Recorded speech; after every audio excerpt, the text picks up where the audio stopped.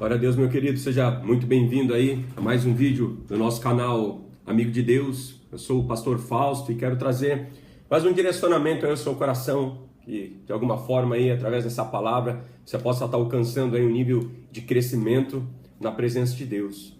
Hoje eu quero falar ao seu coração sobre sofismas. O que é um sofisma? Abre a palavra de Deus junto comigo no livro de 2 Coríntios, capítulo 10, a partir do versículo 3. Eu quero trazer esse ensino ao seu coração. 2 Coríntios, capítulo 10, versículo 3. A palavra do Senhor diz: porque andando na carne, nós não militamos segundo a carne.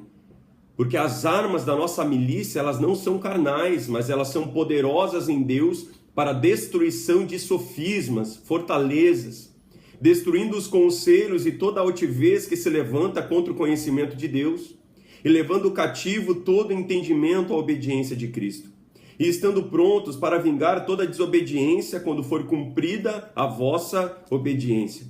Olhais para as coisas segundo a aparência. Se alguém confia de si mesmo que é de Cristo, pense outra vez isso consigo, que assim como ele é de Cristo, também nós de Cristo somos. Amém, meu irmão? Esse é um texto muito relevante. Esse texto ele fala que as armas que o Senhor coloca em nossas mãos, elas são poderosas para que sofismas, essas fortalezas sejam destruídas. Sofisma, ela é uma convicção que nós geramos dentro do nosso coração. São certezas que nós geramos dentro de nós, são fortalezas que nós criamos, crenças que nós desenvolvemos dentro de nós e nos dão a sensação de nós estarmos absolutamente corretos em relação a algo. Eu costumo dizer que o errado, sim, nos afasta da presença de Deus. Mas o certo pode nos afastar ainda mais do que o errado. Porque quantas convicções nós temos, talvez, se elas não forem verdadeiras. Se as convicções que nós temos no nosso dia a dia, e temos aplicado, e temos pregado, e temos ministrado, será que alguma delas não pode estar equivocada em algum ponto? Será que nós temos segurança bíblica e experiência com Deus para comprovar, para ensinar, para discipular pessoas dentro das convicções que nós temos vivido no Evangelho?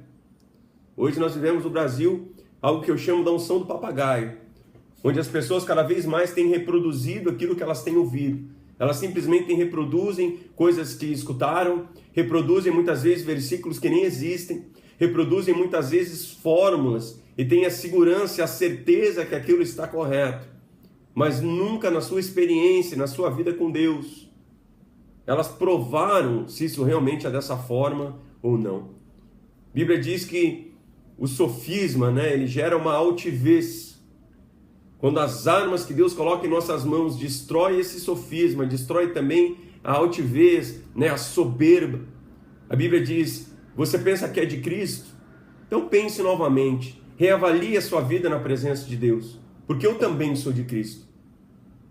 Muitas vezes os sofismas, eles criam diferenças entre as pessoas.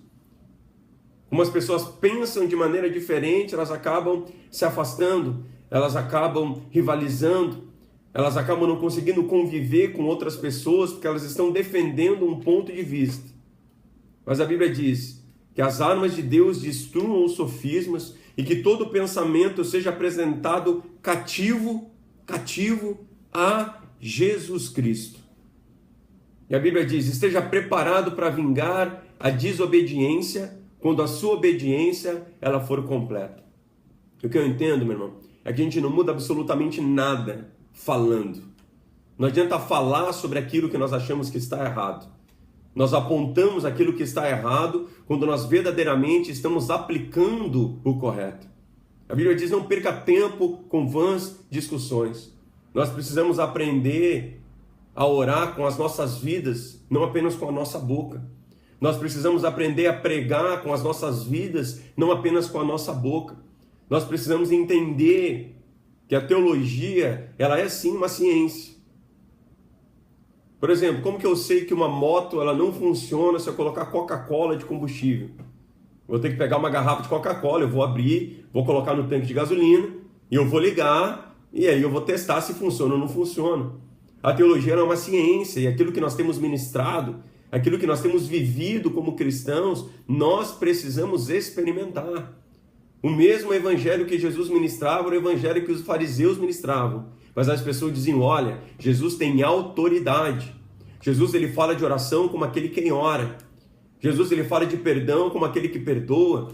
Jesus ele fala de compaixão como aquele que está exercitando a compaixão. Por isso a Bíblia diz, em tudo aquilo que nós somos tentados, Jesus ele nos socorre porque ele passou por tudo isso. Jesus experimentou tudo isso.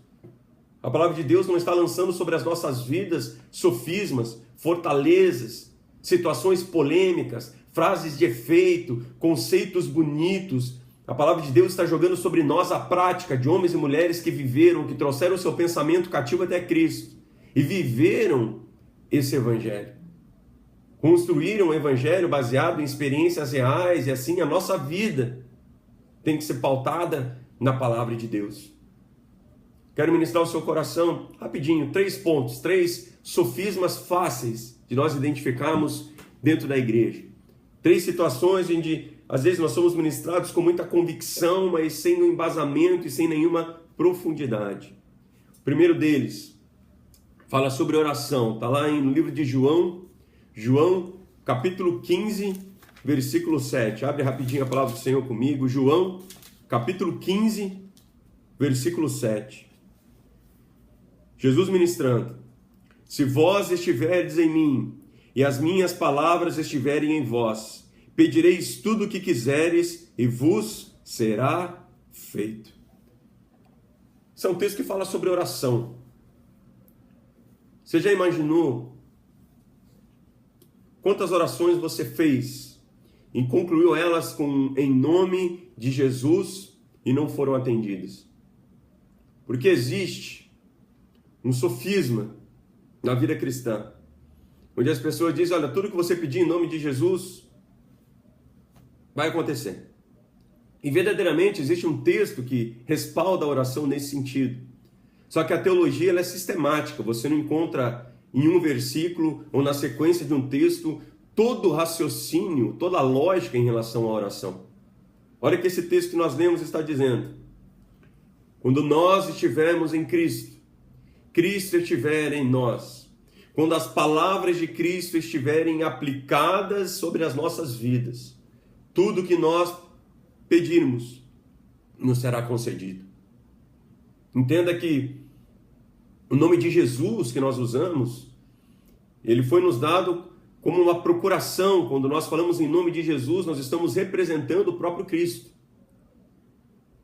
Orar em nome de Jesus é orar como se ele estivesse orando. Orar em nome de Jesus é estar aplicando a vida de Jesus, a palavra de Jesus sobre as nossas vidas. Quando Jesus olha para os céus e diz, Pai, eu sei que o Senhor sempre me ouve, é isso.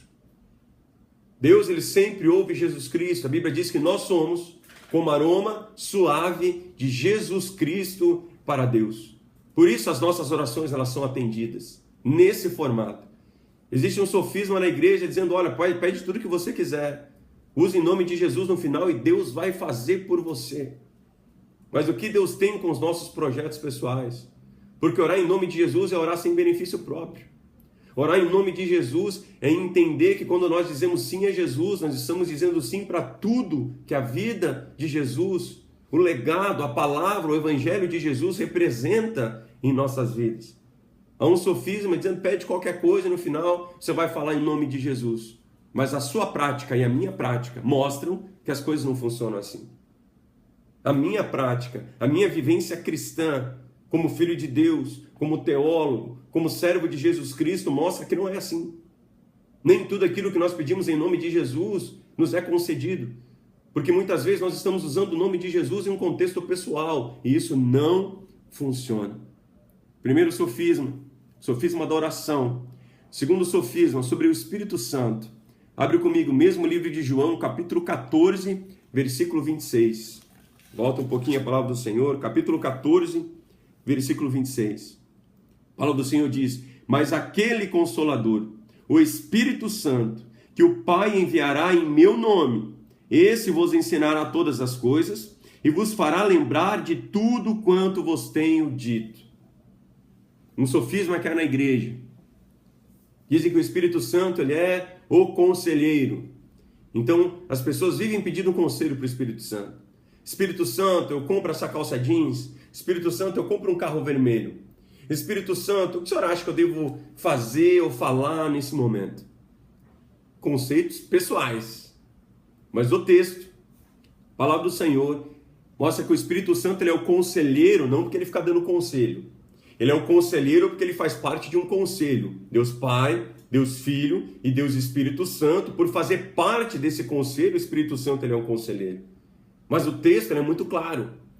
Jesus diz, olha, eu rogarei ao Pai e ele vai te dar um ajudador e ele vai falar em meu nome. O Espírito Santo ele fala em nome, representando ali a pessoa de Jesus.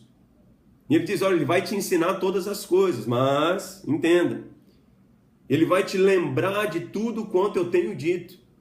O Espírito Santo, meu irmão, ele é o nosso ajudador, no sentido que ele nos remete à pessoa de Cristo. Ele não nos remete aos nossos interesses, aos nossos conceitos pessoais. Nós precisamos quebrar esse sofisma de ficar dizendo Espírito Santo vem, Espírito Santo vai, Espírito Santo me arrepia. Espírito Santo é Deus, nós não podemos dar ordem para Deus. A dificuldade de relacionamento com o Espírito Santo muitas vezes é não entender porque Ele está conosco, e nós criamos um sofisma no nosso coração, onde nós queremos exigir que o Espírito Santo supra as nossas necessidades, mas está delimitado o papel dele. Ele é um ajudador, ele é o conselheiro porque ele faz parte da Trindade, e ele fala conosco em nome, representando a Jesus, e nos lembrando de cada palavra que Jesus ministrou sobre as nossas vidas. Quer ter um bom relacionamento com o Espírito Santo? Peça para Ele te falar de Jesus. Peça para Ele te remeter e te mostrar a palavra de Jesus, o que você precisa receber da parte de Deus. Primeiro sofisma a ser quebrado, da oração. O segundo, do Espírito Santo. E o terceiro, sobre arrependimento. Abre a palavra do Senhor no livro de Efésios, capítulo 4, versículo 28. Efésios, capítulo 4, versículo 28.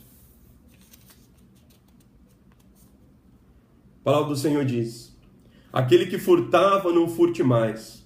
Antes trabalhe fazendo com as mãos o que é bom, para que tenha o que repartir com quem tiver necessidade.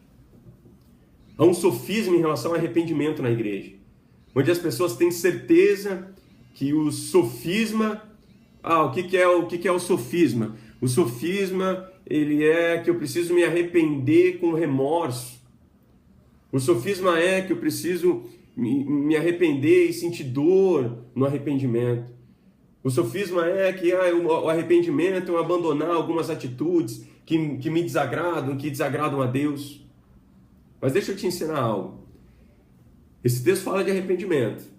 Aquele que roubava, não roube mais, antes trabalhe para ter como repartir com aquele que não tem. O arrependimento ele não é apenas deixar de fazer algo. O apóstolo Paulo diz, vocês precisam se arrepender e migrar das obras carnais para as coisas de Deus. O arrependimento ele tem um ponto de partida e um ponto de chegada. O arrependimento não é apenas parar de fazer algo, mas eu preciso fazer algo no lugar daquilo que eu estava fazendo.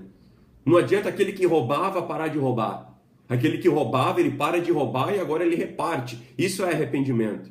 Isso é mudança de mente, mudança de vida. Arrependimento não é remorso. Arrependimento não é simplesmente parar. Pastor, e se eu parar de fazer coisas apenas? Paro de fazer coisas ruins.